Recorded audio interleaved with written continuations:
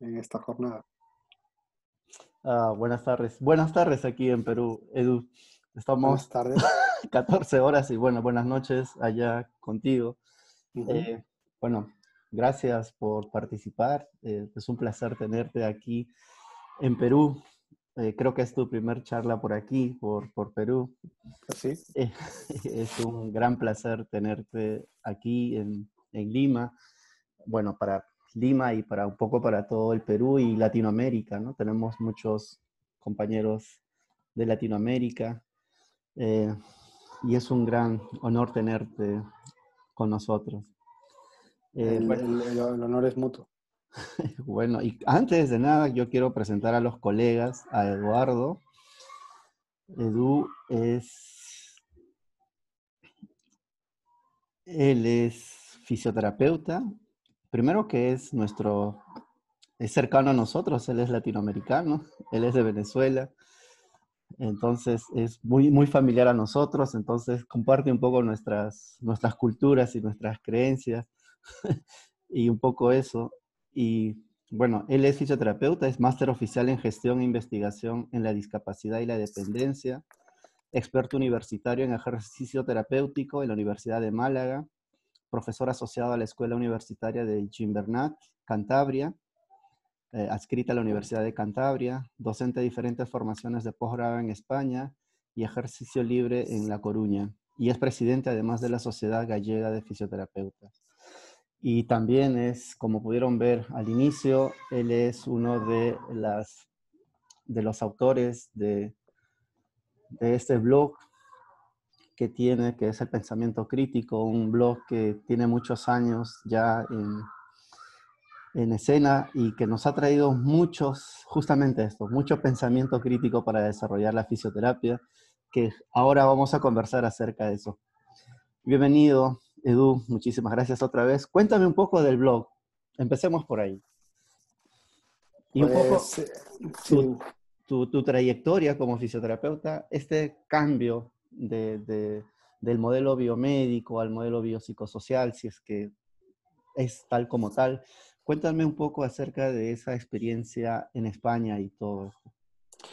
bueno, pues mi hoja de vida o digamos, mi trayectoria en la fisioterapia, pues se remonta ya casi 20 años, ¿no? Y bueno, pues yo me gradué en su momento aquí en la Universidad de La Coruña. Yo, como tú dices, soy oriundo de Caracas, aunque bueno, llevo aquí muchos años, pero como bien dices, pues venezolano de corazón y de alma, con lo cual, pues bueno, siempre muy cercano a toda Hispanoamérica y Latinoamérica en general. Cuando yo comencé mi andadura profesional, pues bueno, por lo que comentamos cuando preparamos un poquito esta charla, la historia de la fisioterapia en España tiene mucho en común, quizá, ¿no? Con la trayectoria que están siguiendo en América Latina, aunque haya quizá hay un delay, ¿no? De años, pero más o menos es parecido. En mi formación, pues bueno, fue pues muy mecanicista, muy biomédica en su momento. Y bueno, cuando yo acabé la carrera, pues me enfrenté como digo yo, al fango, ¿no? Que el fango son los pacientes, ¿no? A bajar al lodo, ¿no? Ahí. Y bueno, pues descubrí que pues aquello que había dado en la carrera, pues me quedaba corto, no me llegaba, ¿verdad? Para abordar los pacientes, quizá por ese enfoque pues biomédico que, como diré luego con los años, lo he sabido rescatar para sacarle su jugo, ¿no? Importante, pero no me llegaba, lógicamente, pues esos diagnósticos tan medicalizados o esas propuestas tan medicalizadas, y pues me lancé pues pues bueno, pues a lo que era de moda un poco en ese momento aquí en España, pues estaba la osteopatía o diagnósticos de este tipo. También yo no tengo ningún problema en decirlo, me lancé a todas las cosas oscuras habidas y por haber. Que había que sacar a los pacientes para adelante, pues Exacto. acupuntura, sí, yo hice todo eso y experimenté con todas esas técnicas, como acupuntura, osteopatía y todo este tipo de historias, que creo que, bueno, pues en su momento, pues obviamente me dieron una luz para intentar, bueno, sacar adelante a los pacientes. Pero con el tiempo también me di cuenta de que esas propuestas, pues, que eran muy floridas y muy, bueno, muy atractivas y para los fisioterapeutas con diagnósticos o propuestas epistémicas, ¿no? Pues a veces vaporosas y otras veces abiertamente pseudocientíficas, ¿no? Pues la realidad es así. Pues tampoco me satisfacía, no solamente desde un punto de vista intelectual, sino desde un punto de vista clínico, ¿no? Que un paciente mejore sin que yo sepa muy bien por qué ha mejorado y atribuirle eh, toda la mejoría a mis habilidades, habiendo tocado varios puntos, habiendo hecho terapias más o menos multimodales, pues tampoco me satisfacía, porque no sé muy bien por qué mejora. Entonces, si no sé muy bien por qué mejora, bueno, si mejora no pasa nada, pero cuando no mejora, entonces tampoco sé por qué no mejora, ¿no? Entonces, claro, esto también Es un es dilema ahí, preocupante, ¿no? Es un es un dilema. dilema, ¿no? Es un dilema, ¿no? Entonces, pues me hizo, pues, bueno, pues dar un poco una vuelta y empezar a plantearme de manera, pues, crítica, ¿no? De manera un poco crítica, pues, mis propios planteamientos, ¿no? Y revisarlos de manera crítica. Y cuando digo crítica no me refiero de una manera destructiva o autodestructiva, sino pues, realmente, pues vamos a ver qué está pasando aquí, ¿no? ¿Cuáles son Y los ahí, motivos? ¿Por qué los motivos, no? O sea, la esencia, si siguen los principios o algo así. claro, efectivamente, al final, quiero decir, una de las esencias, ¿no? De cualquier razonamiento clínico o en clínica es que como profesionales de la salud, pues a lo mejor es que aquellas propuestas que hacemos tienen que seguir los principios básicos de la física, de la química, de la biología, de la fisiología, ¿no? O sea, esto tenemos que tenerlo claro, ¿no? Y dar explicaciones, pues a lo mejor un poco etéreas, pues no. Y revisé, pues, muchos tipos de planteamientos, pues el valor, por ejemplo, el valor de la palpación, ¿no? Yo hubo un momento, sobre todo en mi fase más temprana, que otorgaba un gran valor, ¿no? Diagnóstico a la palpación, porque también así me educaron.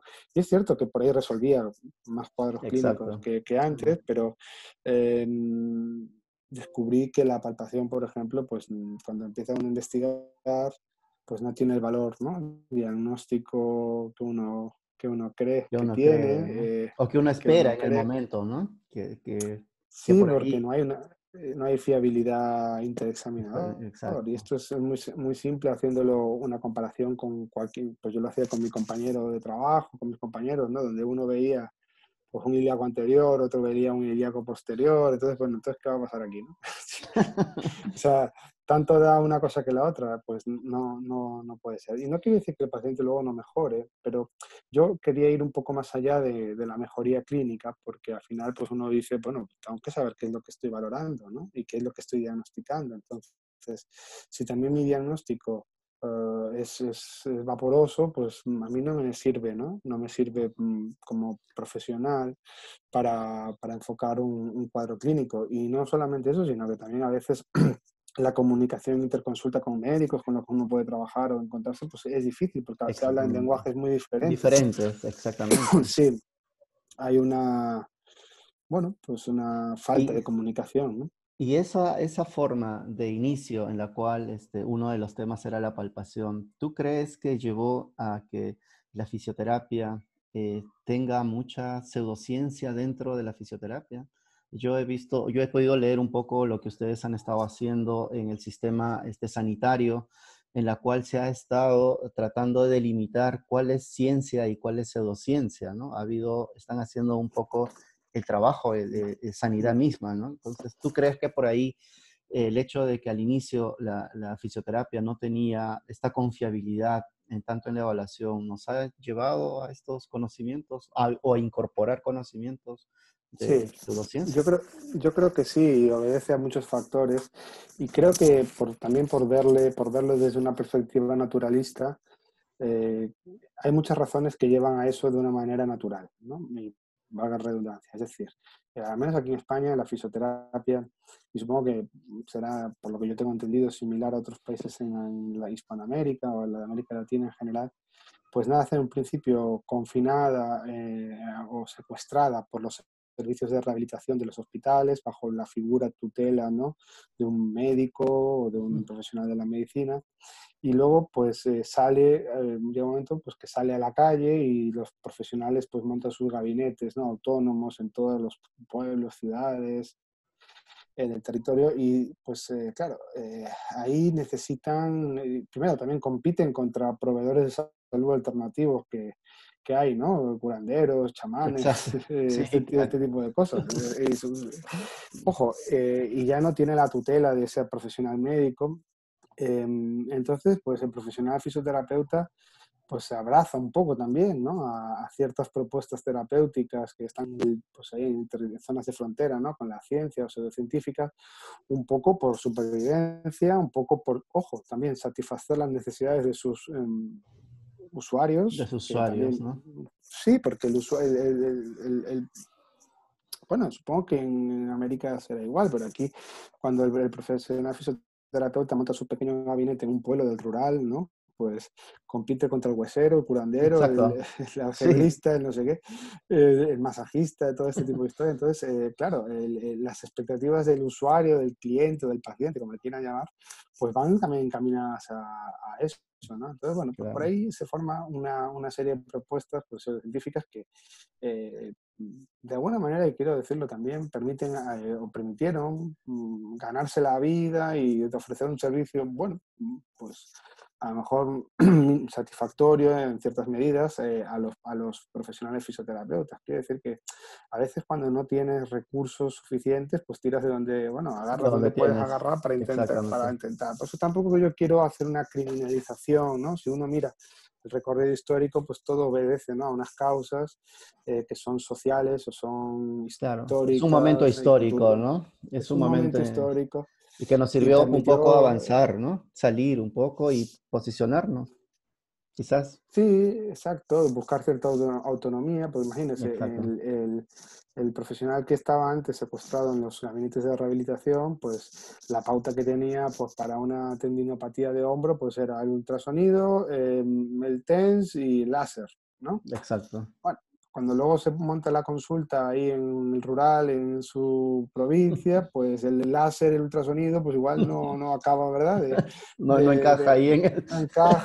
No encaja, entonces pues el profesional pues busca alternativas terapéuticas y por ahí pues surgen estas corrientes que en cierta medida a lo mejor es un avance con respecto a propuestas electrofísicas sin criterio más que, ¿no?, por poner, pero tampoco eso es suficiente, yo creo, ¿no? Entonces Así es. a mí me tocó en ese momento, por eso tampoco quiero criminalizarlo, ni mucho menos, porque, bueno, yo fui también parte de ese momento histórico, yo me nutrí de esas historias, y es cierto que cuando uno empieza a abordar a incorporar estas propuestas, que a veces son pseudocientíficas, pues muchos pacientes pues notabas una mejoría en los pacientes y ya, oye, pues ya notas que ya tienes cierta autonomía profesional, que ya tienes un criterio propio, entonces ya el diagnóstico de tendinopatía como que, bueno, no, yo veo aquí pues otras cosas, que porque yo soy fisio y tengo unas manos, ¿no?, y tengo en los dedos, tengo pues una sensibilidad especial, que nosotros vemos cosas que los médicos no ven, ¿no? Este tipo de cosas, pues todos nos hemos sentido En algún seducidos por momento ellas, ¿no? nos hemos llevado por ahí. Yo sí, Así es. entonces, lo que pasa es que luego a mí no me pareció suficiente porque bueno, pues cuando me analizaba críticamente, como decía al principio, pues veía que algunos de estos principios pues no eran plausibles biológicamente o no tenían verosimilitud biológica. Los diagnósticos de palpación, cuando uno empieza a ver las investigaciones, pues demuestra que no hay fiabilidad entre el examinador, entre... Entonces, claro, supone pues también pues un mal lagonazo, ¿no? Uno dice, caramba, ¿y entonces qué? Así es. Entonces, ¿qué pasa, no? Pero bueno, en suma, si uno mira la línea fundamental, ¿no? A veces para analizar los momentos históricos hay que ver las líneas, las líneas claves, ¿no? Quizá hemos pasado de un modelo biomédico, precisamente por ese secuestro, ¿no?, de las unidades de rehabilitación o de los hospitales, a unas propuestas de tipo funcional, ¿no?, fisioterápicas, algunas más científicas, otras menos científicas, y que encajan de manera más natural con nuestra praxis manual o de cinesiológica. Pero la realidad es que yo creo que quedarse en las dos, o sea, En los excluir, extremos. quedarse en los extremos no es bueno, porque eh, de cara a diagnóstico, pues, bueno, pues podemos poner, el diagnóstico biomédico es el que es, tendinopatía, ¿no? Punto. Ujú. El diagnóstico fisioterápico funcional, pues hay tantos diagnósticos fisioterápicos como fisioterapeutas hay, ¿no? Exacto. Eso ya es un problema. Eso es un problema. Eso es un Eso problema. es un problema. Eso es un problema porque ahí no podemos dialogar entre nosotros. Donde Exacto. uno ve una discinesia escapulomeral, otro ve un tilt anterior, otro ve una relación visceral con el hombro, otro ve, no sé, eh, una alteración de la pisada con el hombro, porque por ver cosas podemos ver cosas Exacto. Vamos a extravagantes. encontrar. Vamos a encontrar. Entonces, una de las cosas que a mí me dio, claro, y yo entiendo que el diagnóstico funcional es atractivo para nosotros, para nuestra manualidad, para nuestra praxis cinesiológica, pero la reflexión crítica que a mí me dio que pensar fue que, ok, el diagnóstico podemos decir, pues tendinopatía desde el punto de vista biomédico, por poner este ejemplo, o tilt anterior desde un punto de vista Funcional. cinesiológico, funcional, pero, y de cara a pronóstico, Claro. ¿qué? Ahí es el tema, ¿no? ¿Qué Ahí tanta hay un tema, importancia tiene esos diagnósticos, entre comillas, funcionales o biomédicos? Ahí entra un poco ya, eso es lo que justo vamos a hablar de hoy día, del razonamiento y clínico. ahí hablamos un poquito de razonamiento. Exactamente. Y ahora, yo quiero preguntarte algo. ¿Todo razonamiento en clínica es razonamiento clínico? No.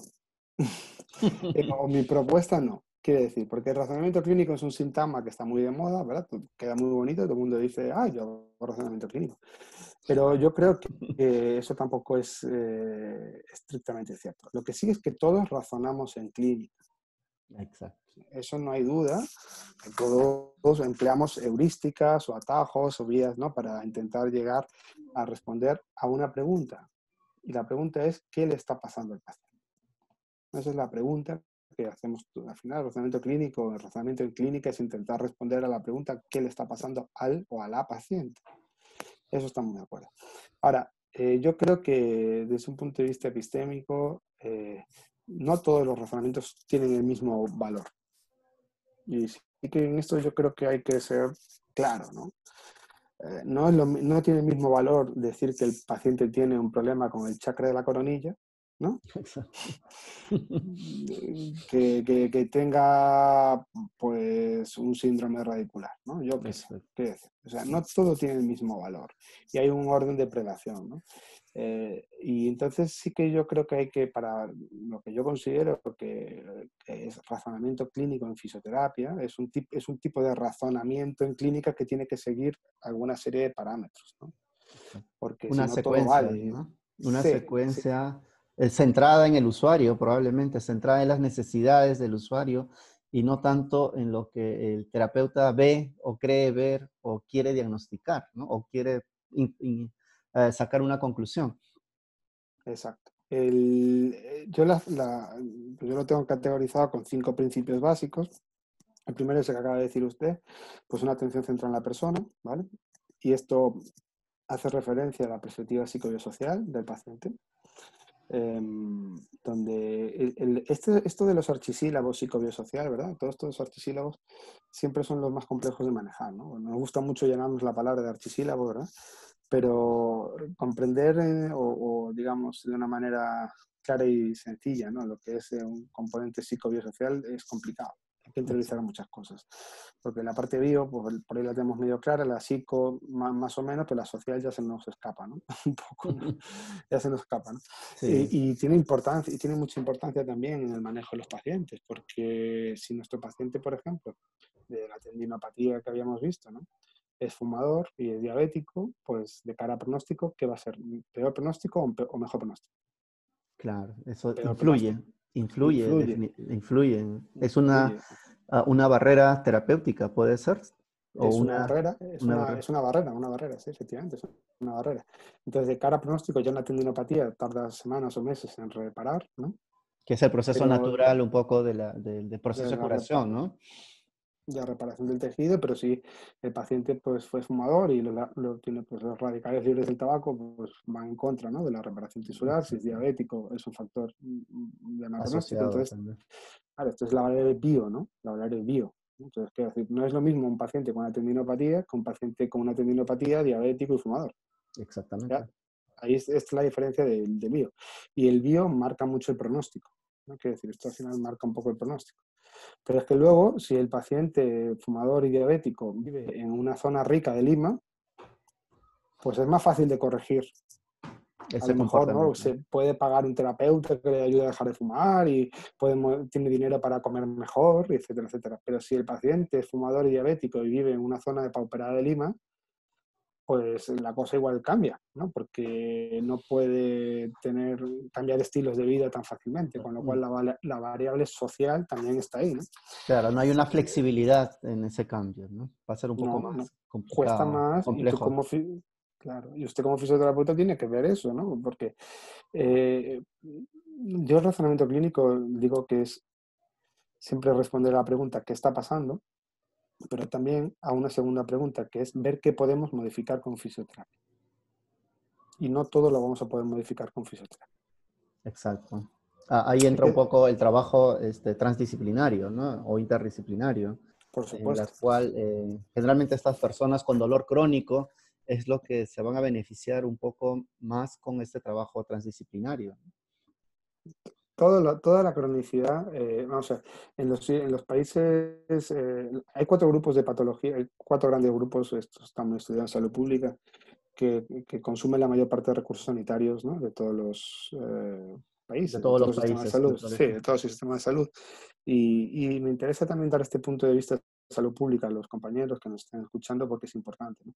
Un grupo es el paciente con dolor, el otro grupo es salud mental, el otro grupo es enfermedades metabólicas, dislipidemia, diabetes, cardiopatías, todo este POC, todo este tipo de pacientes. Y el otro gran grupo es fragilidad y oncofragilidad.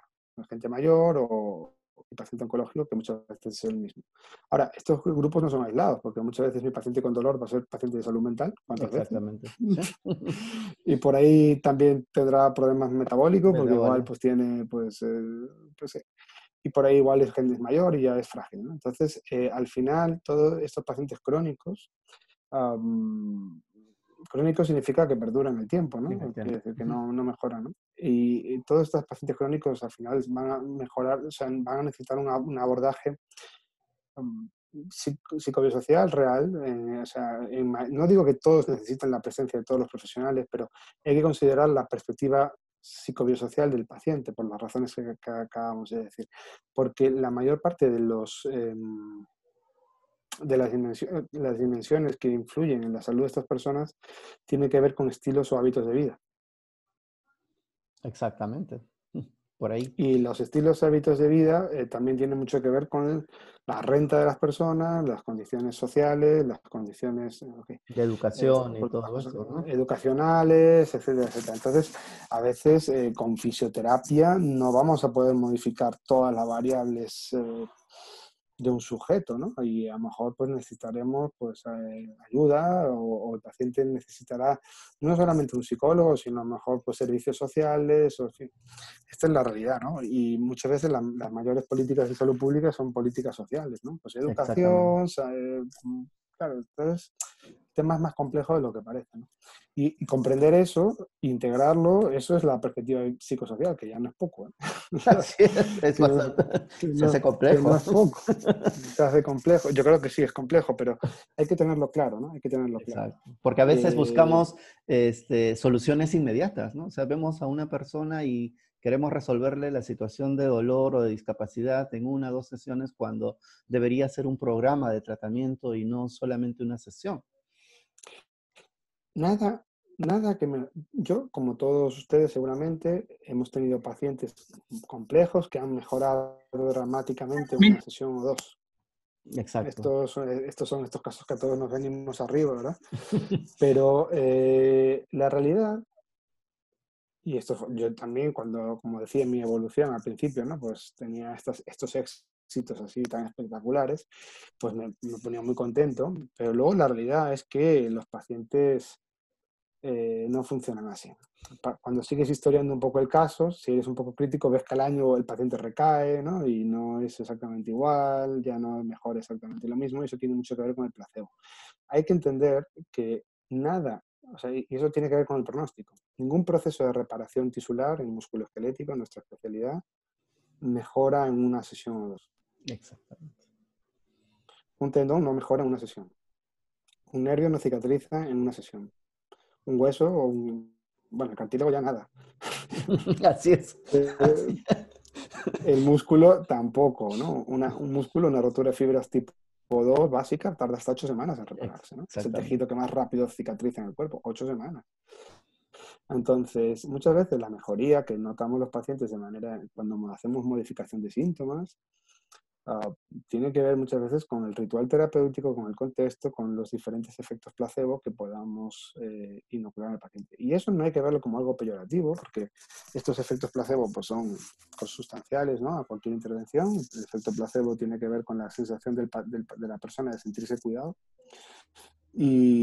Pero lo que tiene que hacernos es abrir, para mi punto de vista, es abrir una ventanita para poder seguir procesos largos, ¿no? Que al final los procesos Exacto. de rehabilitación son procesos largos. Claro. Y eso es importante tomarlo en cuenta porque jugamos un poco con la expectativa también del usuario, ¿no? Porque a veces el usuario quiere una respuesta muy rápida a una condición que necesita todo un proceso y un camino. Edu, oh, perdón, déjame ver. Alguien dejó el micrófono prendido. Déjame ver quién es. Ok.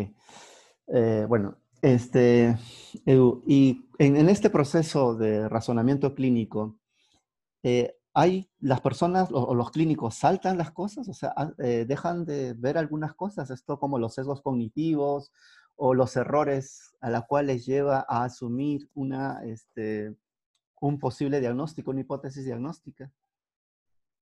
Claro, todos tenemos preferencias, todos tenemos fortalezas y debilidades, y yo lo que le invito a todo el mundo es que eh, haga ese viaje, que es el viaje más bonito que podemos hacer, que es conocerse uno mismo, Uno mismo. y muy amablemente, con mucha amabilidad y mucha sinceridad con uno mismo, mirarse al espejo y preguntarse, ¿no? Por sus preferencias y por sus, bueno, pues por sus debilidades, ¿no? Hay gente que tiene un método favorito, ¿no? Todos tenemos preferencias por metodologías, ¿no? De abordaje o de tratamiento. Y bueno, pues si a ti te gustan mucho los puntos gatillo, vas a ver puntos gatillo por todos lados, ¿no? Si a ti te gustan mucho las pues, disfunciones de movimiento, vas a ver disfunciones de movimiento en todos lados. Si a ti te gusta ver pues no sé, las disfunciones somáticas, pues vas a ver disfunciones somáticas por todos lados, ¿no? Y bueno, es como si solo tengo pues un martillo, ¿no? Entonces todos son clavos, ¿no? Siempre voy a dar eso, ¿no? Entonces, claro que sí existen, y eso también es lógico en el sentido de que, bueno, pues hay atajos, ¿no? Al final, pues después de una jornada larga, te viene un paciente y no quieres pensar y lo primero que piensas, pues es tu método favorito y ya haces el diagnóstico y le impones al paciente por encima de lo que tiene, tu creencia sobre lo que tiene, ¿no? Esto por supuesto que ocurre y eso tiene que ver con los sesgos, pero muchas veces tampoco somos conscientes de que los pacientes también tienen sesgos. Exacto. Y como hablabas antes, ¿no? Cuando hablamos de las creencias, de las expectativas de los pacientes, pues yo le invito a la audiencia siempre a cuando tengan un paciente, al menos le hagan siempre dos preguntas al paciente. Dos. Si tenemos poquito tiempo. Con respecto a esta dimensión, dos preguntas. Una es preguntarle qué cree que le pasa al paciente. ¿Qué cree que le pasa? Esta es una pregunta importante porque el paciente te va a soltar su sistema de creencias. Muchas veces muchos pacientes, incluso pacientes nuestros, tienen mucho miedo.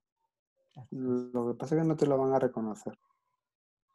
Y aunque suene un poco caricaturesco, yo, en mi experiencia, es que muchos pacientes tienen, voy a decir algo que suena un poco caricaturesco y a lo mejor ustedes dirán, bueno, no será para tanto, pero si tiran del hilo, verán que muchos pacientes tienen el miedo, sobre todo con dolor raquídeo, con componente radicular, tienen miedo a quedarse en una silla de ruedas. No te lo van a reconocer nunca porque les da vergüenza, pero ese fantasma, ¿no? De quedarse inválidos o quedarse, pues En hay silla de muchos ruedas, pacientes, ¿sí? más de lo que pensamos, porque el imago, ¿no? De la silla de ruedas, de quedarme inválido, pues está más presente de lo que uno piensa. Eh, por ahí en las creencias del paciente, pues algunos te van a soltar su diagnóstico biomédico, pues mire usted, tengo una hernia, tengo una compresión de la médula, tengo no sé qué, ¿ok? Y ahí hay que hilar fino porque sabemos que muchos hallazgos de tipo biomédico, pues no Imagenológico, claro. tienen, sí, de imágenes no tienen un correlato con la clínica importante y hay que hacer también, es la clínica la que manda. Si en una exploración neurológica o pues no encontramos signos realmente pues, Importantes, banderas que, rojas claro, importantes, pues a lo mejor hay que explicarle que eso simplemente es el paso del tiempo en su columna, igual que las arrugas en la piel o las canas en el cabello, que no es más que eso, ¿no? exactamente. Pasa mucho esto con las artrosis, con los discos, ¿verdad? Con este tipo de diagnósticos. Y otro tipo de creencias pues pueden ser muy variopintas, pero es importante porque también afloran los sesgos del paciente, ¿no? Las creencias, los sesgos, ¿no? Y otra pregunta que es importante hacerle es preguntarle al paciente qué espera de la visita de fisioterapia. No sé si ustedes hacen esa pregunta, pero yo invito a hacerle mucho esa pregunta. Claro, porque ¿Qué ahí un espera? poco jugamos con la expectativa hacia el tratamiento, ¿no?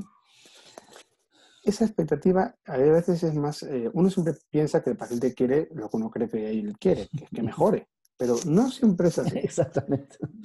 No siempre es así. Y yo, saben que el tema de las expectativas es fundamental porque esto tiene que ver con, es un juego de suma cero, eso tiene que ver a nivel el sistema, a nivel cerebral con el sistema mesolímbico dopaminérgico, que es, dopamina es una droga dura, y es un sistema de aversión-recompensa.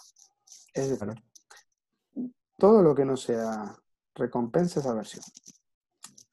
lo contrario. Eh, sí, es como un penalti, ¿no? O se mete o se falla. No hay posibilidad, No hay es tercera, dicotómico. no hay tercera posibilidad. No hay tercera. Es decir, si un paciente acude a su consulta y usted no le pregunta sus expectativas y hace un tratamiento sin considerar su perspectiva significante, cuando ese paciente salga a la consulta y le pregunte ¿qué tal el fisioterapeuta?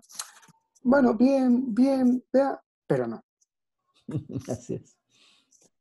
¿No? Entonces, muchas veces, obviamente, la perspectiva significante con respecto a la expectativa del paciente va a ser, pues quiero, no sé, que me duela menos, o quiero mejorar, o quiero, pues, Cargar al mejorar, niño, cargar al carga. niño, pues, recuperar mi vida, mi trabajo.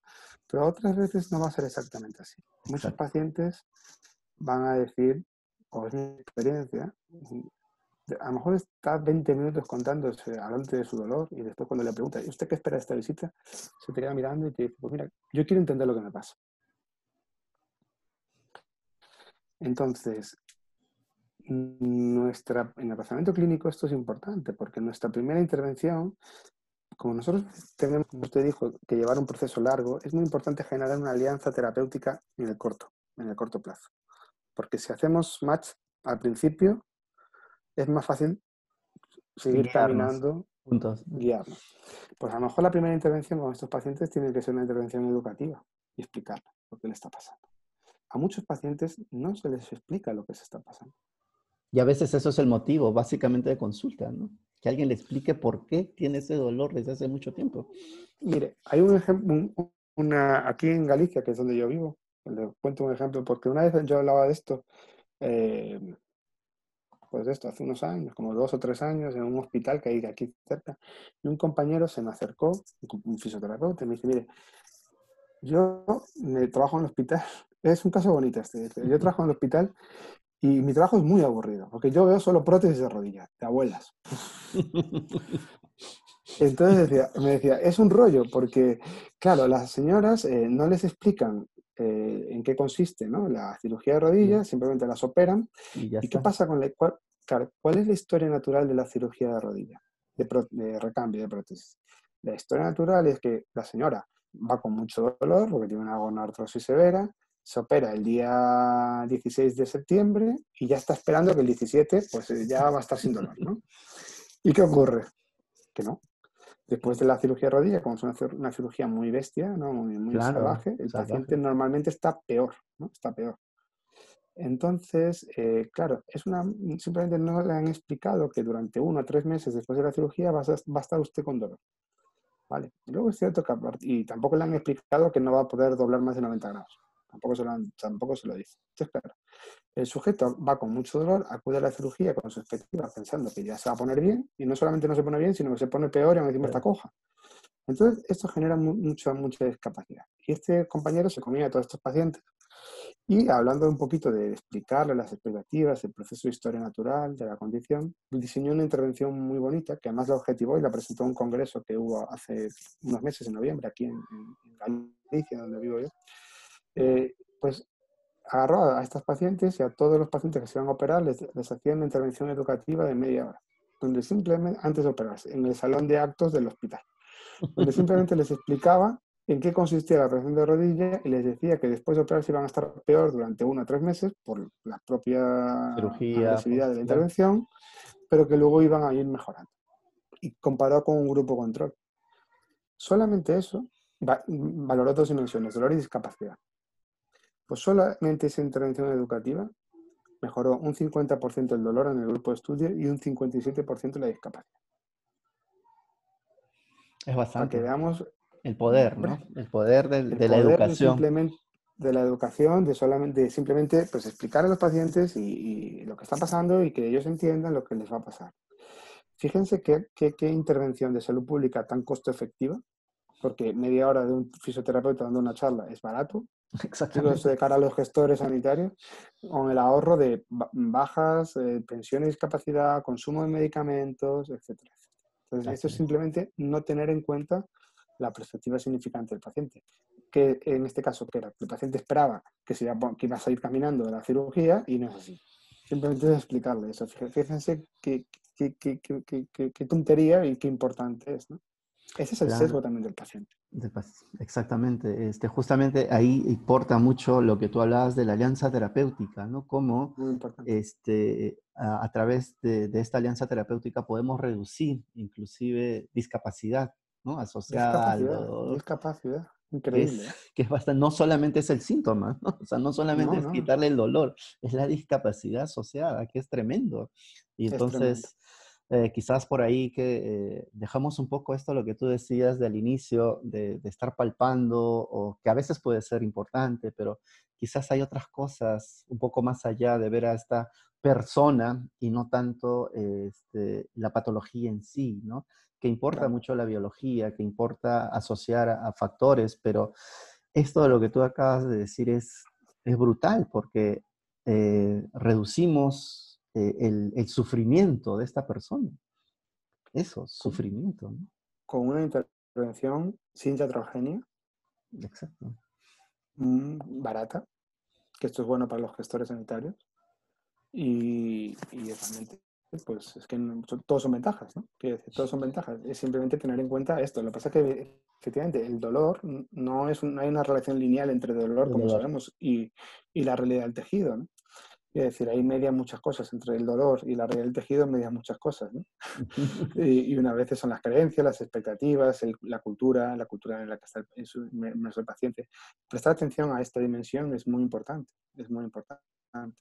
para poder llevar a término soluciones, porque si no, eh, lo que vamos a hacer pues, al día siguiente de la cirugía de rodilla es intentar aliviar un dolor que no vamos a conseguir aliviar de manera satisfactoria para el paciente, porque es que no puede ser así. Ahora el Exacto. paciente, si ya sabe que va bien así, pues ya, como decían los pacientes de este estudio, ya sabiéndolo, pues bueno, sabemos que va a ir mejorando. Y ellos mismos ya modulan su sistema endógeno, Exacto, totalmente. que eso es importantísimo, ¿no? Que ellos Muy empiecen importante. a generar este mecanismo de anestesia o hipoalgesia endógena, ¿no? Que ellos sepan que Efectivamente. existe, que ellos sepan que existe, que está ahí, que lo pueden gestionar, que pueden hacer Efectivamente. cosas ellos desde su hogar, desde su continuidad, de lo cotidiano que ellos hagan, que lo pueden gestionar, que pueden Por supuesto. mejorar todo esto. Genial. Esto es brutal lo que acabas de contar. Acá Germán nos dice, Germán es un amigo de Argentina, nos dice, es malo para el vendedor de EPI los cursos caros. ¿No? Bueno, el precio, tú sabes que el precio, el precio está relacionado con el placebo de una manera importante. Eso Eso, sí. hay estudios que lo demuestran, ¿no?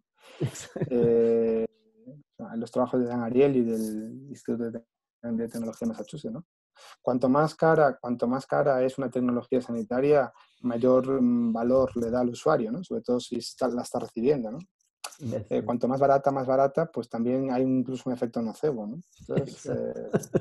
Ahí hay que tener cuidado cómo ofrecemos los servicios, ¿no? sí, Cuanto más invasivo, también más más, placebo, más más placebo. placebo. Si es invasivo y es caro, Ujú. entonces más placebo también, ¿no? Exacto. Pero el placebo no lo vamos a poder evitar nunca, Exacto. pero no podemos reducir nuestras terapias a placebo, porque Exacto. precisamente la diferencia entre medicina y placebo es el efecto específico.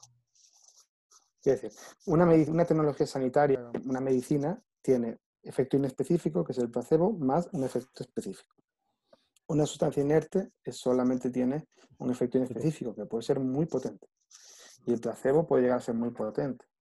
Pero lo que sabemos es que el placebo es autolimitado en el tiempo, ¿no? Pasados unas semanas, desaparece.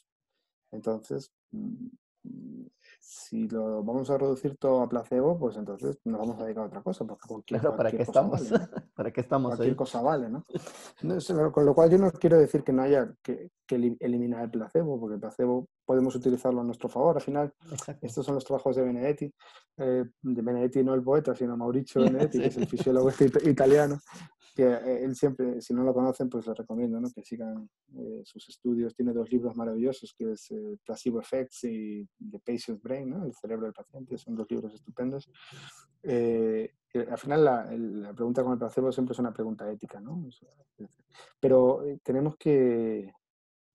La diferencia entre el médico y el chamán, la diferencia entre el médico y el chamán, lo digo con todas las palabras, es que el médico reconoce que puede haber un efecto inespecífico, pero a la vez aplica un efecto específico, ¿no? Exacto.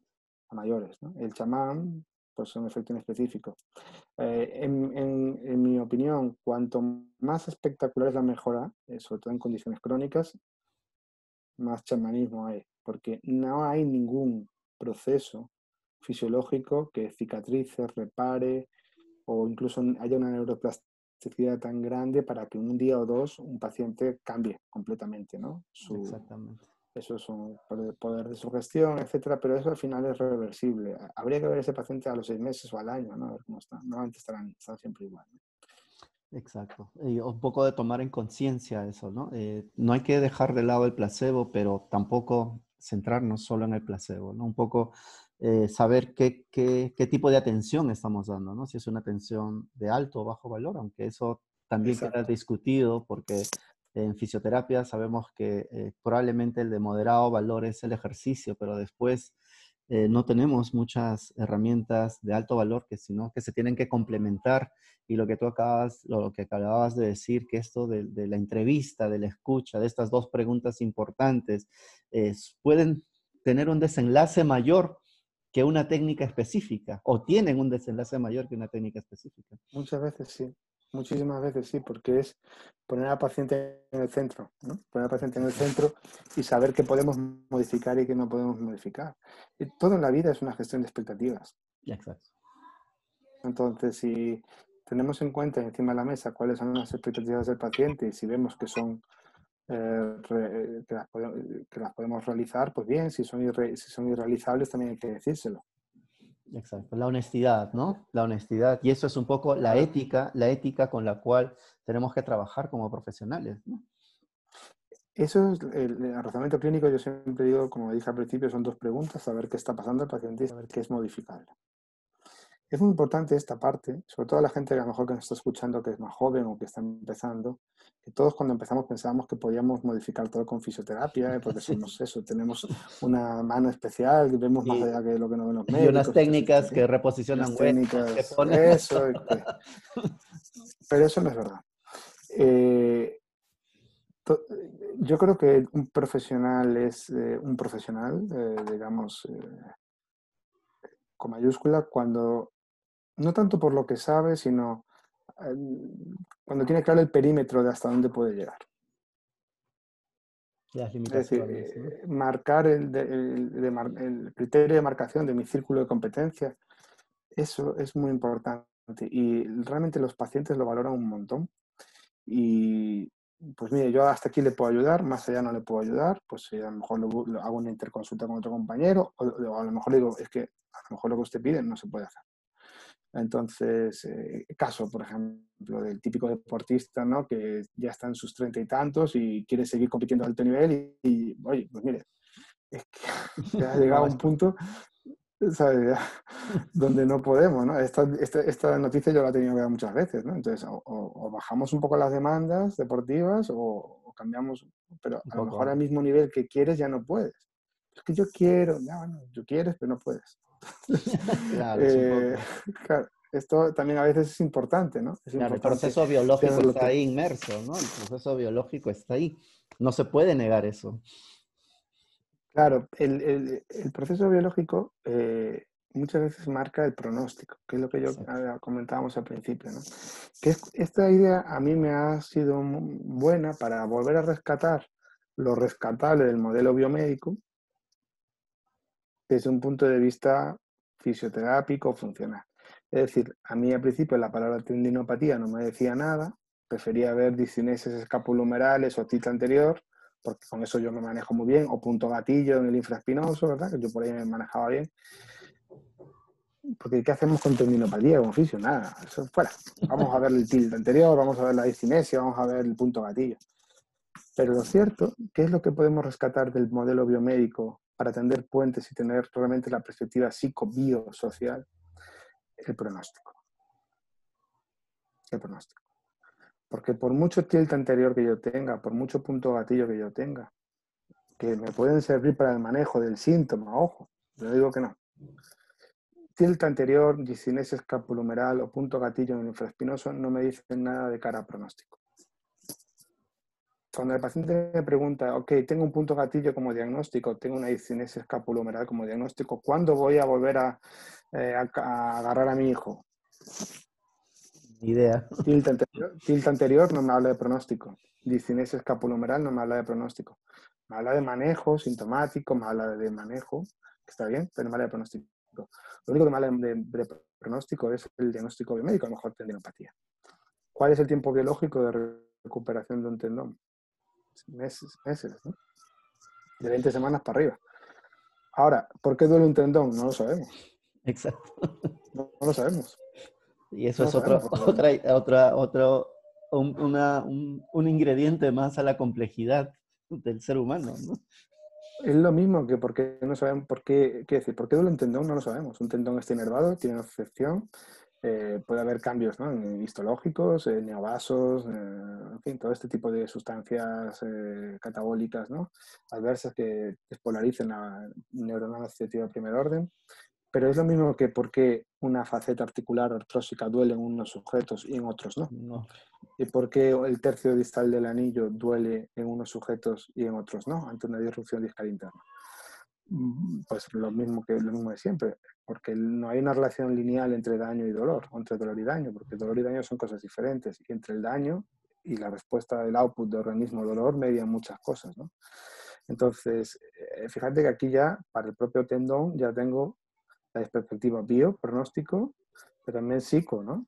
Quiero decir, pues todas las creencias que pueden venir parejas, todo el constructo cultural que puede venir parejo, y luego social. Si tenemos un paciente, como decía, diabético, fumador de un barrio de pauperado de Lima, pues el pronóstico. exacto. Entonces, ese sería realmente, pues, la Resumir perspectiva. Sí, el razonamiento sí, clínico en esa dirección. pues, claro, ahora, cuando uno tiene en cuenta esto, que un tendón tarda semanas en reparar o meses, que duele o no duele en función de procesos evaluativos del sujeto, y con encima esos procesos evaluativos pueden estar condicionados por su entorno educativo social, ¿dónde queda tilt anterior? Exacto. Y probablemente nunca mejoramos ese til anterior o no reposicionamos la escápula, ¿no? Y las personas mejoraron su condición clínica. Sí, es un poco que O dónde queda punto gatillo, pues un manejo un síntoma que está bien, pero para generar la alianza terapéutica y seguir luego con estrategias de carga para empezar a reparar el tendón o intervención educativa para corregir ciertas creencias que pueden estar condicionando la respuesta del dolor. excelente, genial. Y cuando, bueno, hablamos de modelos de modelos de razonamiento clínico, Edu, hay modelos de razonamiento clínico, ¿cómo es que Sí, hacemos este proceso? el- hay muchos, la verdad, mira, la literatura es amplia, hay modelos muy complejos y para mí muy academicistas que no, con unos diagramas de flujo muy raros, que al final, en la hora, la verdad, con el paciente online que tienes ahí, pues es difícil de, ¿verdad? Es difícil de trasladar. De los dos más simples y más efectivos, hay dos que son un poco antagónicos. Uno es el de Kahneman, ¿no? Que es el doble modelo de procesamiento, ¿no? Kahneman y Tversky, ¿no? Que son dos investigadores. Tversky ya falleció, Kahneman sigue vivo, premio Nobel, ¿no? De 2003. Él hablaba de que primero tenemos un insight, ¿no? Un S1. Él hablaba del doble sistema, S1 y S2. Entonces, aflora el sistema S1, un primer insight, una primera corazonada ante una presentación clínica. Por ejemplo, veo un paciente con dolor de hombro, me gustan los puntos gatillo y lo primero que aparece en mi campo de conciencia es punto gatillo, ¿no? Si soy mucho de toqueteo y de palpación, pues no sé, lo que yo, contractura, lo que yo quiera. Si me gustan mucho las disfunciones de movimiento, pues veré una discinesia escapulumbar, ¿no? Entonces, esto es S1 y S1 siempre lleva de manera natural a la decisión, es un proceso natural, ¿vale? Entonces, esta vía, que es la vía directa de S1 a la decisión, es una vía directa, rápida, económica, el pensamiento es rápido, es económico, no cuesta. Obviamente puede llevar a error. ¿Por qué? Porque es muy subjetiva, ¿no? Es muy racional en el sentido de que es lo primero que te pasa por el campo de conciencia, ¿no? Solamente si estás muy entrenado, y ahí sí, aquí la experiencia es un grado, a lo mejor el S1 que te aflora mucho más fiable, pero de entrada pues va a ser lo primero que te pase por la cabeza. Y así es como funcionamos el 90% del tiempo. No, no pasa nada por decirlo. Él hablaba luego de este otro sistema, S2, ¿no? Que es cuando aparece este primer campo de conciencia, en esta primera imagen, en el campo de conciencia, saber dar un paso atrás y hacer una evaluación metacognitiva, ¿no? Sobre tu insight, ¿no? Sobre tu proceso, sobre lo que te ha parecido. Si cuando yo veo un paciente con dolor de hombro, lo primero que me aparece es discinesia escapulohumeral, el sistema S2, que es el sistema deductivo analítico, pues puede pararse. Y aquí yo recomiendo siempre pues, trabajar con las categorías diagnósticas, ¿no? Las categorías diagnósticas son elementos importantes, categorías de hipótesis son elementos importantes para entrenar razonamiento clínico. Una categoría es fuente de los síntomas, otra categoría, pues el tendón duele, ¿no? Pues en este caso, pues sí. Otra categoría es la patobiología, tener en cuenta, ¿no? Esto que hemos hablado, ¿no? La patobiología es pues, la tendinopatía, ¿no? Para este caso. El pronóstico, ¿vale? Otra categoría de hipótesis pues es la disfunción, que sería a lo mejor ese Esa tilt anterior, escápula. esa escápula, ¿qué tal?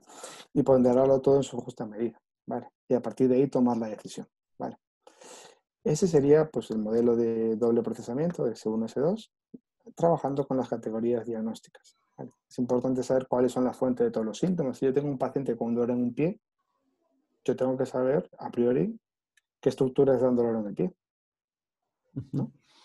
Anatomía, conocer la anatomía, ¿no? Regresa Anatomía a eso. y la sensibilización, porque quiero decir, Sensible. el hombro no da dolor referido en el pie, ni siquiera por sensibilización. Exacto. Pero cuando si yo tengo un paciente con un dolor en un pie, que yo me vaya al cuello al hombro no tiene mucho sentido, ¿no? Como a veces sabemos que ocurre, ¿no? Que Sí. un paciente con el pie me voy a C1 porque siempre pasan cosas en C1, ¿no? No, no. C1, lo hemos culpado al C1 de todo. Sí, sí, sí, sí. Ese es el modelo de Kahneman y Tversky. Hay otro modelo que comentábamos ayer que a mí también me gusta mucho, que es de un alemán, que es el de Ginger Eiser, que es una perspectiva más naturalista. También habla de razonamiento clínico y él dice que al final el razonamiento es como una nuez, ¿no? Que está constreñido por una doble hoja, como si fuese un abre-nueces, ¿no? Eh, que es la capacidad limitada de computación del sujeto, es decir, lo que sabes, y el contexto. Y aquí yo creo que esto es importante también. Me gusta este modelo porque el contexto clínico marca mucho la toma de decisiones. Y a veces no se dice esto. Porque no es lo mismo, y a lo mejor algún profesional que nos está escuchando dice, claro, ustedes que tienen una hora por paciente, así cualquiera, razona con calma. Es que yo tengo 10 pacientes a la hora. ¿Sí o no? Exacto. Esto ocurre en muchas unidades Es, asistenciales, ¿no? Que es común. tenemos, es común. Claro, yo en mi consulta es cierto que tengo un paciente por hora. Entonces yo me puedo recrear en el ritual terapéutico, es cierto. Pero es que yo, pues, tengo 10 pacientes a la hora. ¿Cómo voy yo así de rápido? Es que a uno le tengo que poner la microondas, mientras con otro le estoy dando un masaje, mientras con otro no sé qué, a otro le muevo un poco el brazo y a ver qué pasa. Y yo creo que eso también es importante, tener en cuenta ese valor del contexto, porque desde la perspectiva, a lo mejor, naturalista, si yo tengo 10 pacientes a la hora, ver un paciente con dolor de hombro y pincharle un punto gatillo, a ver qué pasa, pues a lo mejor es racional también, pero no tengo más tiempo. Claro. Como Ojo, movido por las circunstancias, algo así. claro, claro. Entonces, bueno, yo lo que quiero traer con esto es que seamos amables con nosotros mismos porque los contextos importan también a la hora de tomar decisiones. Si hay jerarquías, los que trabajan de ustedes en hospitales, que a lo mejor les obligan, ¿no? Médicos a aplicar determinadas intervenciones, pues, hombre, pues eso te limita también, ¿no? A la hora de razonar, ¿no? Entonces, es importante el contexto, ver qué es modificable y qué no es modificable. Si el contexto no es modificable, pues tenemos que a lo mejor ir por heurísticas pues, más aproximativas, más simples, y también pues intentar hacer lo que se puede, porque no siempre se va a poder a lo mejor dedicarle media hora a una entrevista clínica a un paciente, desgraciadamente. A no ser que hagamos como este compañero que pues, habló con la dirección del hospital y montó unas charlas, ¿no? Claro, un Aparte. poco. Entonces, intentar modificarlo de otra manera, ¿no? Pero eso ya depende del contexto de cada uno. Claro, ya ahí también la habilidad propia del clínico, ¿no? Como Mm. en base a ese contexto que quizás puede ser adverso, poder sacar algo importante. Y Edu, ¿y cómo, haciendo este razonamiento clínico y todo, cómo es que podemos llegar a esta hipótesis diagnóstica? ¿Cómo es que nos centramos otra vez? Porque el clínico siempre quiere evaluar para tener un diagnóstico.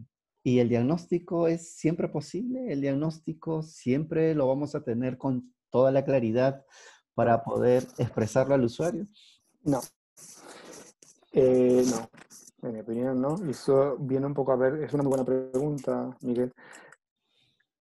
Mira, razonamiento clínico es saber qué está pasando, pero a veces la mejor manera de saber qué está pasando es al menos saber qué no está pasando, Excelente, genial. ¿vale? Entonces yo lo que les invito, lo que ocurre, nosotros tenemos patología, en todos los cuadros clínicos tenemos patología bastante específica. El ejemplo paradigmático es el dolor lumbar, Lumbar, exacto. que es la principal causa de discapacidad global, por otra parte. Supongo que es una patología común de todos los que nos pueden, o sea, cuadros clínicos comunes. El dolor lumbar, que es la patología de mayor prevalencia, ¿no? En consulta comunitaria, hay patología específica, ¿no? Específicas que sabemos muy bien lo que está pasando. Tenemos la patología severa, por ejemplo, cáncer espinal, fracturas, ¿no? Listesis, Una estenosis, una infecciones, hernia. no, ok. Luego la patología radicular, que sería pues, lo que usted dice, pues una estenosis de canal, central lateral, un dolor radicular, una radiculopatía. Esto sabemos lo que está pasando. Pero luego tenemos ese cajón desastre que ¿no? es el dolor lumbar no específico, ¿no? ¿No? Es lumbalgia esta, ¿verdad? Que ya lo dice el nombre, dolor lumbar no específico, dolor lumbar Exacto, inespecífico, específico. que no hace referencia a su naturaleza, sino a nuestra ignorancia. No sabemos muy bien lo Exactamente. que está pasando. No sabemos Entonces, identificar la fuente de la nocicepción. no sabemos identificar la fuente de la infección solamente si nos ceñimos, ojo, a la categoría fuente, porque luego está el componente evaluativo que puede aumentar más. ¿Pero por qué? Porque no tenemos la tecnología hoy por hoy suficiente para saber discriminar un dolor facetario, un dolor discogénico, un dolor miofascial, aunque tengamos cada vez más claros indicadores diagnósticos, ¿no? De cada uno de los mismos. Pero no tenemos elementos diagnósticos. Quiero decir, el gol estándar para el dolor facetario es el doble bloqueo guiado por fluoroscopia, ¿no? Para el dolor discogénico es la discografía, pero a que seguro que ustedes no tienen ningún paciente con diagnosticado de discografía, ¿no? Porque es iatrogénica, ¿no? O sea, Claro. al final con un daño en el disco. Entonces, quiero decir, no tenemos elementos, no tenemos tecnología diagnóstica, entonces metemos ahí pues un popurrí, que es el dolor lumbar no específico, donde no sabemos qué está pasando. Entonces, ¿qué hacer? Un poco la pregunta que me decías. Cuando yo me presenta un paciente con dolor lumbar, una buena manera de llegar a un proceso de razonamiento clínico es al menos saber qué no está pasando. Entonces hay un orden de prelación. Nosotros lo que tenemos que hacer es ir descartando de lo más grave a lo menos grave. Y tenemos que tener muy clara la patología severa, no para jugar a ser médicos, sino porque a veces los pacientes acuden a nuestra consulta de primera intención con un dolor lumbar que enmascara una patología severa. Y tenemos que tener muy claro cómo se comporta el cáncer espinal, tenemos que tener muy claro cómo se comporta una fractura acuñamiento de L2, de L1 de 12, ¿no? Que es típica, pues el sujeto, mujer mayor de 60 años con consumo de corticoides prolongados, por Corticoides, ejemplo, claro. es común, o cómo se comporta una listesis, en fin, una espondilistesis, o cómo se comporta una infección, si acaso pues tú eres un paciente de este tipo. Luego tenemos que saber discriminar los síndromes radiculares. Tenemos que tener muy claro qué es un dolor radicular, qué es una radiculopatía, qué es una estenosis de canal, temporal lateral. O sea, la patología específica, y vuelvo un poquito a la importancia de lo bio, de Lo la veo, patología. exacto, lo Claro, biológico. claro, claro. Entonces tenemos que ir descartando. Si hemos descartado todos estos procesos, pues bueno, pues tenemos este dolor lumbar no específico y ahí estamos en un territorio pues un poco vaporoso, ¿verdad? Pero al menos hemos descartado procesos de gravedad, ¿vale? Hemos descartado procesos de gravedad y podemos decir al paciente, pues mira, si usted quiere poner la etiqueta, es un dolor lumbar no específico, donde cual no podemos saber exactamente qué es lo que está pasando, pero vamos a intentar resolver el problema en la medida de lo posible. Y esto es lo más honesto muchas veces que podemos decir a los pacientes.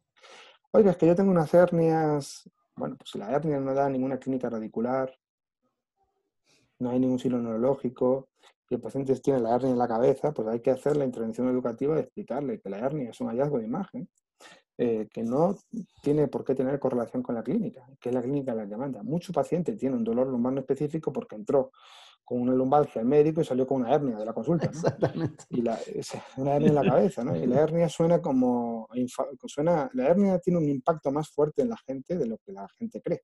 Exacto. Porque suena ya a vejez, degeneración, muerte, ¿no? Silla de ruedas. Y aunque les parezca que no, mucha gente piensa en la silla de ruedas, como la hernia, la médula, todo eso, ¿verdad? Es muy, muy, muy... Y hay que explicarles que eso no pasa nada y luego intentar aumentar las capacidades del paciente, actuar de una manera específica.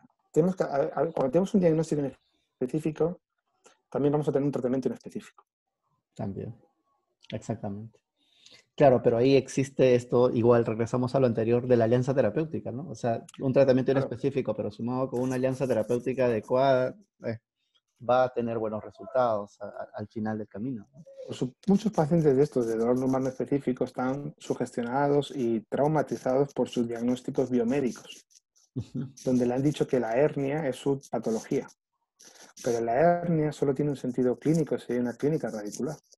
Si no hay una clínica radicular y tú ya la has descartado, porque para eso eres un profesional que has hecho el cribado, que hemos dicho anteriormente, ahí es donde tenemos que explicar al paciente que la hernia es un hallazgo de imagen, que todo que es natural, que la historia natural, volvemos a lo obvio, la historia natural del disco intervertebral es desaparecer y destruirse. Yo muchas veces le digo a muchos pacientes, la gente mayor no tiene discos, por eso se hace más chiquita. Ojalá vivas muchos años para no contar discos. Exacto. Entonces no pasa nada porque tus discos se vayan destruyendo. ¿Qué me dice usted? No pasa nada porque tus discos se vayan destruyendo. Ojalá vivas tanto como para no contar ni un solo disco. Eso quiere decir que vas a vivir 90 años. Exacto. Y eso es lo Entonces que hay que tienen que explicar. saberlo, ¿no? Y eso es lo que tiene que saber la Eso persona que viene. ya cambia. Eso ya cambia a muchos pacientes. Porque yo vengo con el diagnóstico de un año de una hernia L5S1 y he visto en doctor Google hernia. Pero si no hay ninguna clínica radicular, si haces una exploración neurológica está perfecto, no tiene pérdida de fuerza, no hay paresias, no hay signos negativos sensitivos, reflejos conservados, no hay dolor radicular. ¿La hernia qué es? Hallazgo radiológico, Y ¿no? eso un Y poco muchas veces, para los colegas que nos escuchan es un llamado a la atención, ¿no? Hay que aprender biología, ¿no? Hay que saber criterios diagnósticos, hay que identificar patologías, hay que saber semiología, porque si no sabemos semiología, no vamos a poder identificar estos casos y nuestro diagnóstico se convierte en dolor lumbar por contractura muscular, dolor lumbar por otras cosas, ¿no? Entonces, o dolor lumbar porque el Bueno, sacro se movió. imagínense, el sacro.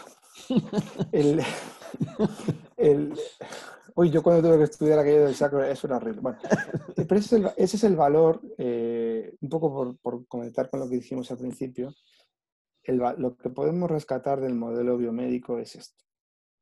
Esto es lo que podemos rescatar. El valor de la semiología para el descarte de patología severa, sobre todo relacionada con el pronóstico. Y sobre todo también relacionado a un nivel psicosocial con la iatrogenia que provoca el diagnóstico biomédico.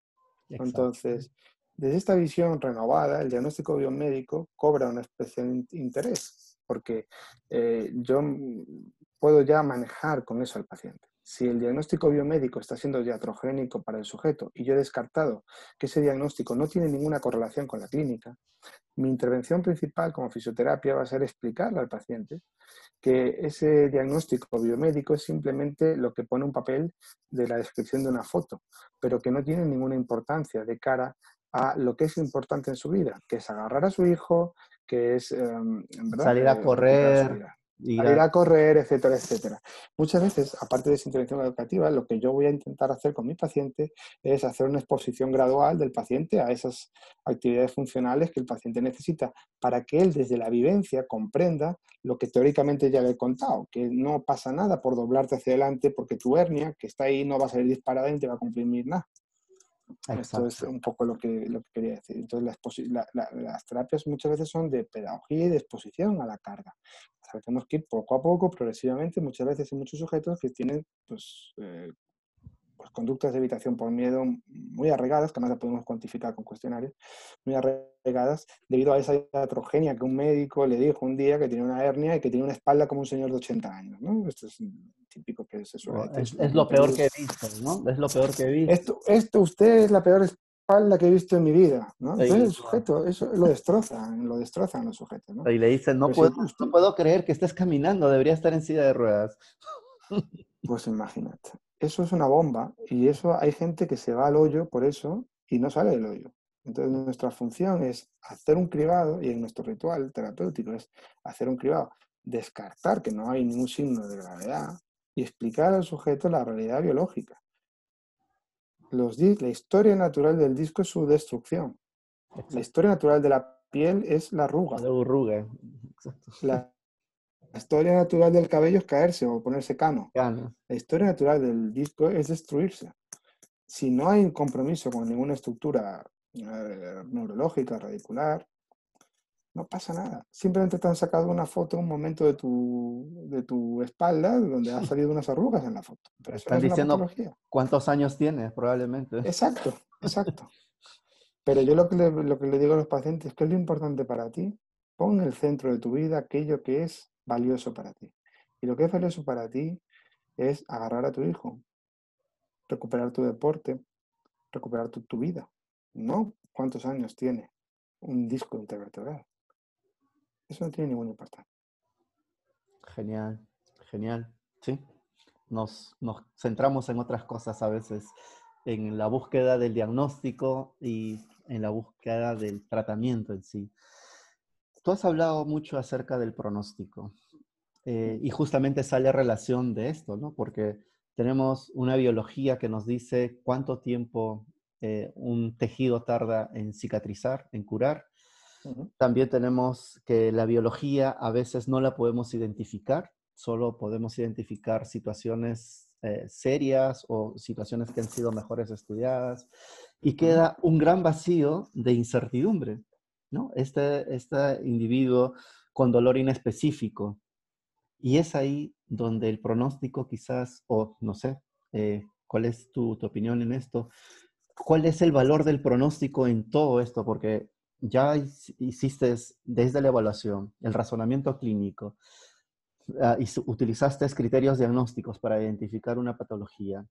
Y ahora entramos a una categoría inespecífica o específica, y el pronóstico, ¿cómo es que se convierte en todo en este proceso?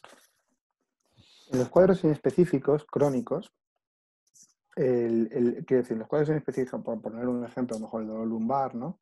Eh, aunque es cierto que en esa categoría de dolor lumbar inespecífico, pues es la categoría que se trabaja, es cierto que cada vez hay más estudios desde el punto de vista patobiológico que hablan pues, de síndromes discogénicos, síndromes facetarios, etcétera, etcétera. Y hay indicadores clínicos para, aunque no tenemos herramientas diagnósticas claras, hay indicadores clínicos que nos dicen más o menos, de manera heurística aproximativa, si hay una dominancia más de un disco o de como fuente de infección, una faceta, ¿no? Si es un dolor discogénico, sabemos que la edad media del sujeto con dolor discogénico es 42 años más o menos 10. Es decir, cuando hay más disco es cuando hay más probabilidad de dolor discogénico. La gente mayor no tiene discos, entonces el dolor discogénico no desaparece, ¿no? Entonces, claro, eso tampoco es, oiga, pues usted cuando tenga 70 años ya le va a dejar de doler. Tampoco está bien decir eso, ¿no? Pero sabemos que es así. De hecho, con dolor discogénico medido con discografía hay un estudio clásico, ¿no? Que se hizo una evaluación a 4 años.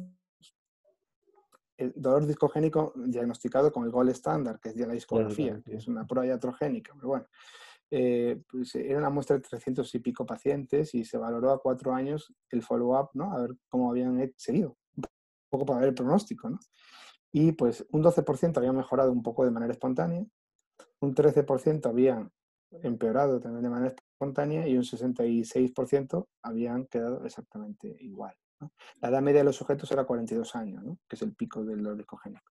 Entonces, bueno, sin ninguna intervención, habían estado sujetos sin ninguna intervención. Entonces, el pronóstico, si no hacemos nada, es normalmente en estos cuadros en específicos, si no hacemos nada, el pronóstico es que los pacientes sigan exactamente igual, en un 60 y pico % de los casos, ¿no?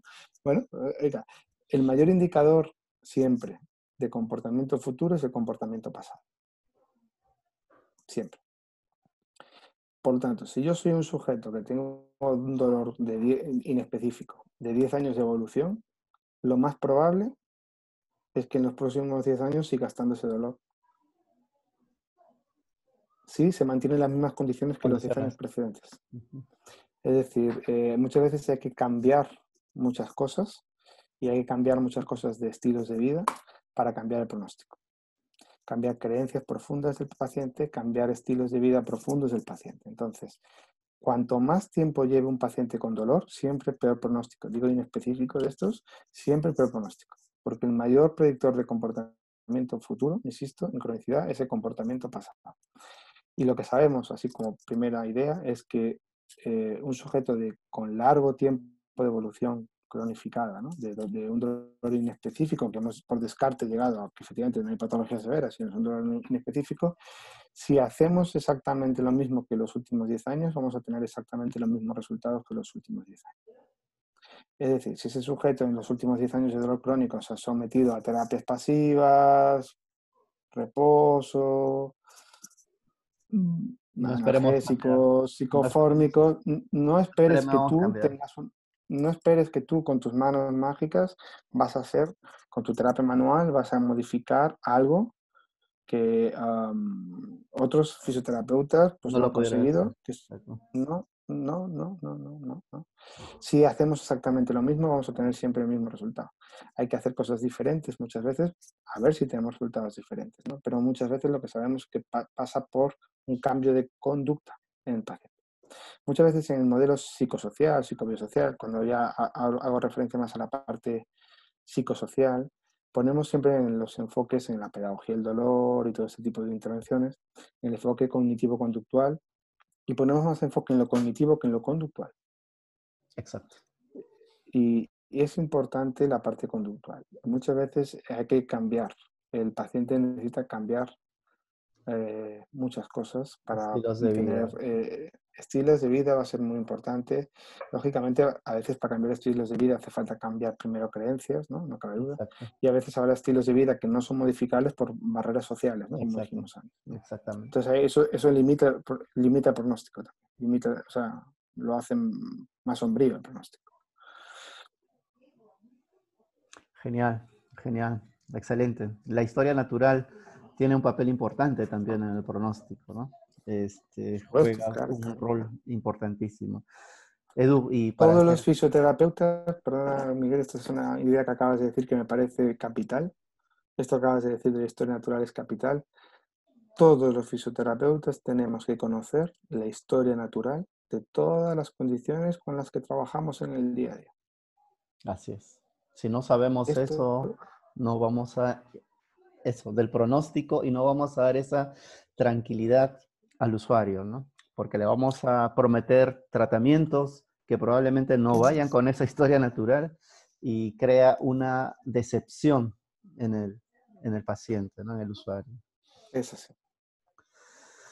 Genial. La verdad es que los que están escuchando creo que saben, Edu es un genio en esto. Yo lo he escuchado muchas veces y la verdad es que he disfrutado. Y ahora tenerlo a frente y conversar para mí es un placer enorme. Yo, Con todo lo que nos acabas de decir, la verdad es que nos no, yo quitaste. soy un fisio que, no soy un genio, soy un fisio que está en el fango, viendo pacientes como todo el mundo, en el lodo, Sí, pero mordiendo el polvo muchas veces como todos los demás, teniendo eh, fracasos, éxitos como todos los demás. así es. Pero la forma como has podido llevar todo este mecanismo de la adaptación de una atención probablemente basado en al inicio de un modelo biomédico, luego pasar a un modelo centrado a la persona y entender por qué las cosas funcionan, leer un poco más de anatomía, fisiopatología, entender más a la persona y no a veces llevarnos por las modas y adoptar un modelo y decir hacemos solamente esto cuando nos olvidamos de las cosas importantes.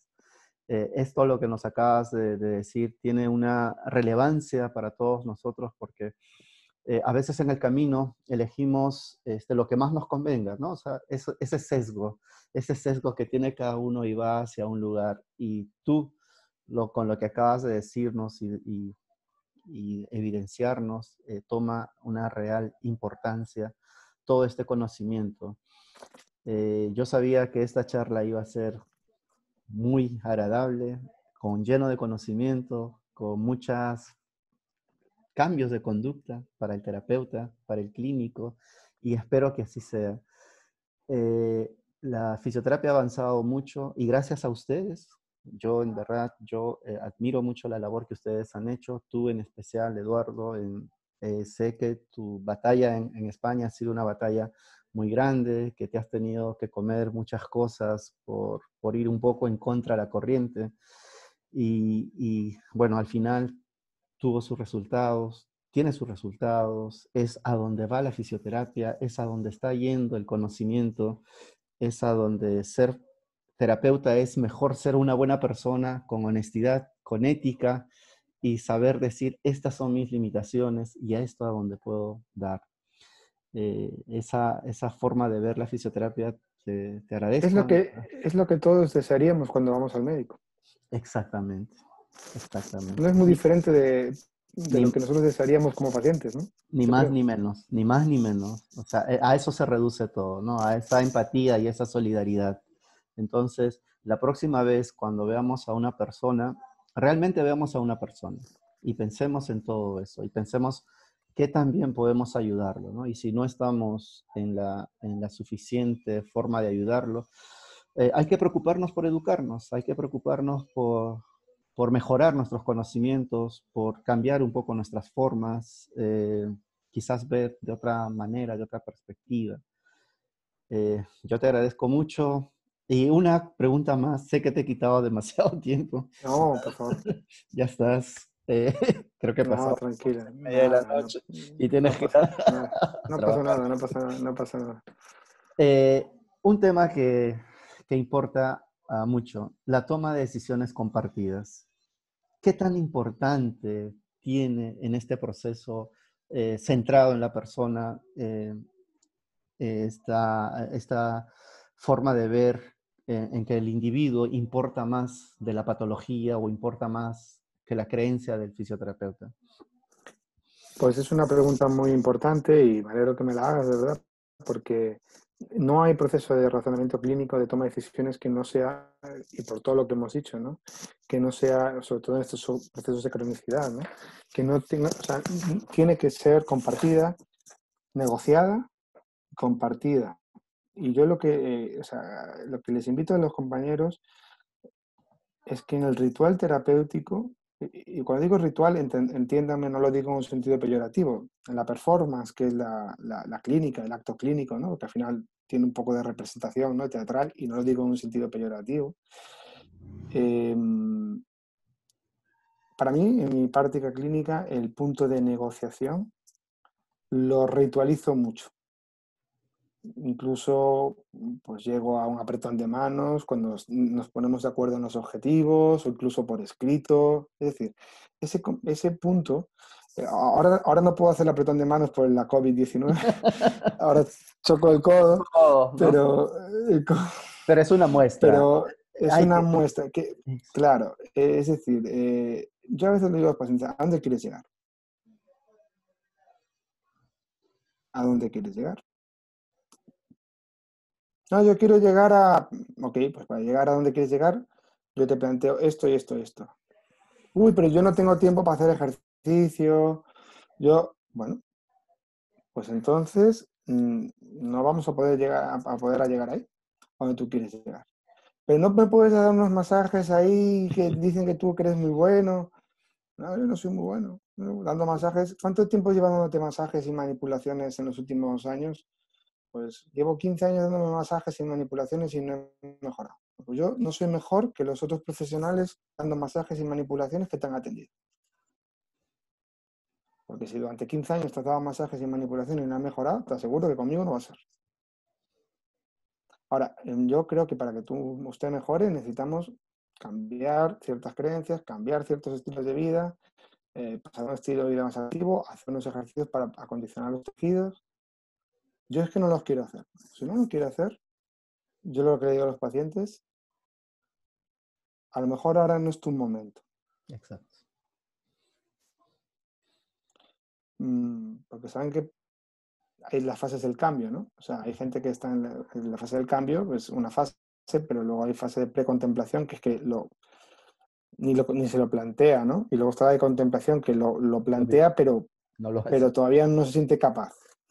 Muchas veces cuando tenemos esta puesta en común, sinceramente, el paciente sinceramente te dice que no está dispuesto, no puede en este momento hacer ejercicio porque estoy en una mudanza, estoy en un divorcio, estoy en un momento difícil de mi vida para cambiar hábitos, yo no puedo hacer en este momento, pues no pasa nada. A lo mejor en tu momento no es ahora, es más tarde. Llámame un mes, llámame en 2 meses, piensa esto que te he dicho, y tampoco hay que presionar a la gente, ¿no? Pero sí que claramente hay que explicarle lo que vamos a hacer. Si vienes aquí, vamos a intentar hacer cosas un poco diferentes. Si no estás de acuerdo, no vamos a perder el tiempo, ni tú ni yo. Pero, ojo, que no quieras hacerlo ahora no quiere decir que no lo quieras hacer después. Entonces, yo estoy ahí para escucharte, para atenderte. Piensa todo esto que te he dicho. Si tienes dudas, me llamas, las comentamos, las hablamos, las veces que sea necesaria. Y a veces yo he tenido pacientes que han tardado 1 año o 2 y vuelven, ¿no? Me dicen, vuelvo por aquí otra vez. Yo, ¿qué tal estos 2 años? Bueno, pues he ido por ahí a otros que me han dado masajes, que no sé qué, lo mismo de siempre. Pero bueno, la verdad es que ya estoy en un punto que me duele tanto o tengo tanta limitación que yo quiero cambiar. Ya estamos en el cambio. ¿Empezamos? Empezamos. Entonces, todas las propuestas terapéuticas tienen que ser... y yo tengo otros pacientes, por el contrario, que me dicen, mira, Eduardo, yo no quiero hacer los ejercicios, yo quiero venir una vez aquí cada 2 meses que me des unas friegas y ya está. Unos masajes y punto. Bueno, perfecto. Si eso es lo que tú quieres, ¿no? No voy a hacer más por ti. Quiero decir, a veces, claro, no, pero me dan esos masajes, me quedo ahí bien una temporada, bueno, pues también. Somos adultos, ¿no? Quiero decir, yo pues tampoco voy a intentar cambiar a los pacientes, es la manera de pensar. Yo les ofrezco sinceramente lo que yo creo que puedo hacer por ellos, pero sobre todo lo que ellos pueden hacer por ellos también lo tienen que marcar ellos, ¿no? Y yo también entiendo que hay veces, momentos en la vida que uno no está para mucho cambio. Exacto. Están desesperados porque tienen dolor, pero no están preparados para el cambio que necesitan. Entonces hay que ser más amable con ellos. A lo mejor, pues, en otros casos, pues a lo mejor pues estoy una temporada, siguiéndolos telefónicamente, a lo mejor con alguna intervención pasiva para un caramelito, tú sabes, ¿no? Para intentar generar un poco de alianza terapéutica. Y luego, pues al cabo de 3 o 4 meses, pues me dicen, ya estoy dispuesto al cambio. Entonces, bueno, vamos a programar, a hacer una pauta de ejercicios, de exposición, en fin, cualquier este tipo de intervención y ponemos. Pero siempre todas las decisiones tienen que ser compartidas. Y el momento de ese compartir la decisión, yo les recomiendo que lo teatralicen, porque eso genera impronta en el paciente. Por escrito, apretón de manos, chocar 5, cualquier cosa, es tu compromiso, es mi compromiso, vamos los dos, yo voy a dar mi 120%, pero tú también vas a tener que dar tu 120%. Somos un Exacto. equipo, esa es la alianza terapéutica. Uh-huh. Ese es el continuar juntos. Eso es. Genial. Bueno, Edu, muchísimas gracias. La verdad es que yo creo que ha habido, o es un placer enorme tenerte. Creo que nos has demostrado muchas cosas ahora en este momento. Que quedo muy agradecido contigo por haberte dado el tiempo de conversar. Es un enorme placer. La verdad es que he disfrutado muchísimo la conversación de hoy día y como la de ayer. Ayer te dije, la hubiéramos grabado sola esta y la proyectábamos porque fue igual de maravillosa y te agradezco mucho. Yo quiero agradecer también a todos los que nos siguen. La verdad es que esto lo hacemos con mucho cariño, así como Edu tiene la gentileza de desprenderse de sus conocimientos. También hacemos esto porque justamente queremos un poco el cambio. La fisioterapia, por ahí alguien dijo que era la profesión dormida para el tratamiento del dolor, pero creo que eso ya despertó hace mucho tiempo y lo vemos aquí, lo acabamos de comprobar con lo que Edu nos dice y creo que es una forma de sumarse, es una forma de ir todos juntos. Edu, no sé si tienes algo más que decir. Nada, pues simplemente por recapitular, el razonamiento clínico es saber qué está pasando y saber qué es modificable y qué no es modificable en las dimensiones de tejido, persona y el aspecto funcional, ¿no? Eso es quizá una esencia de lo que puede ser el razonamiento clínico. Por lo demás, pues agradecerle a Miguel pues su generosidad y bueno, pues como le dije ayer, yo soy venezolano, que residente en España, pero hispanoamericano de corazón y creo que somos todos partes de una semillas de una misma fruta, ¿no? O Así es. hojas de un mismo árbol.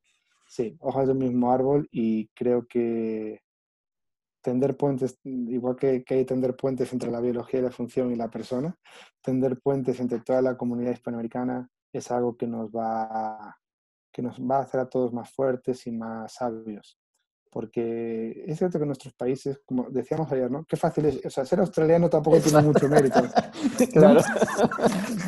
Claro, sin ninguna crítica, por Dios, que esta gente también estudia mucho, pero es cierto que ser fisioterapeuta en nuestros países, sobre todo en los países panamericanos, es más complicado por las razones que todos conocemos, ¿no? Y creo que eso también tiene un valor que hay que poner, porque el entusiasmo con el que se trabaja, las ganas de crecer, de prosperar, de hacer las cosas en condiciones adversas, materiales tan adversas, pues es un valor. Y yo creo que nosotros, la comunidad hispanoamericana, siempre a veces estamos con un poco de complejo de inferioridad, ¿no? Siempre con respecto, sobre todo al mundo anglosajón, ¿no? O al francófono. Y con toda la humildad y respeto, lógicamente, a los profesionales de esos países, creo que también nosotros tenemos que alzar nuestra voz y decir estamos aquí y aportamos mucho y tenemos mucho que aportar a nuestra comunidad Así es. y a la fisioterapia mundial. Así es. El gigante dormido es la fisioterapia hispanoamericana. Así es. Todavía nos queda. Pero esa es la que tenemos que despertar.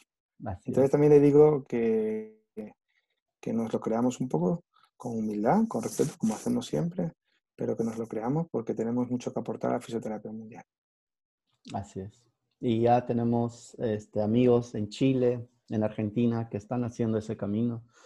Y justamente, me permites, voy a hacer el anuncio de la próxima charla, que justamente es el profesor Jorge Fuentes, que nos va a hablar un poco lo que habló hoy día Edu, el placebo y la rehabilitación. no dejen de escucharlos, yo creo que les va a interesar muchísimo. Y bueno, un colega argentino, Germán, me dice que si puedes darle una charla a ellos también en Argentina. Te hago pública esta Sí, invitación. sí, sin problema ninguno. Yo encantado. Y bueno, Germán, Sí, me sí. pasas el link para poder escucharlo otra vez, por favor. Es lo único que, que queda más. Hola, Germán. Por ahí debe estar Germán. Germán, ¿estás por Hola, ahí? acá estoy. Hola, Ya, Germán. Estaba entre pacientes, estoy acá escuchándote. Un placer, como siempre. Encantado, encantado. Sí, desde ya te hago la invitación, si es posible. Yo te contacto bueno, no se y escucha muy organizamos bien. algo. Yo encantado, sin problema, Germán. Tú, pues, si lo conoces, Miguel, le pasas mi contacto Germán es un y compañero que siempre se une a las charlas y bueno, también él está haciendo estas charlas en Argentina y creo que, como te comenté ayer, hay una cadena un poco en Latinoamérica que estamos qué bueno. intentando hacer estas cosas. Y yo te agradezco otra vez, Edu, magnífica charla. Gracias a todos por estar y un placer conocerte, Edu. Eres un tipo maravilloso, eres un tipo muy honesto, muy sincero y una gran persona. Te agradezco mucho. Bueno, muchas gracias, Miguel. Pues es un placer para mí y les mando un abrazo a todos con mis deseos de que estén bien en este momento tan complicado a nivel global que estamos viviendo, pero también con la confianza de que pronto superaremos esta crisis sanitaria global y volveremos a retomar nuestras vidas como antes. Muchas gracias, Edu. Gracias, Muchas amigo. gracias a todos. Gracias a Muchas todos. gracias. Chao, buenas noches o buenas Chao, tardes a buenas todos. noches.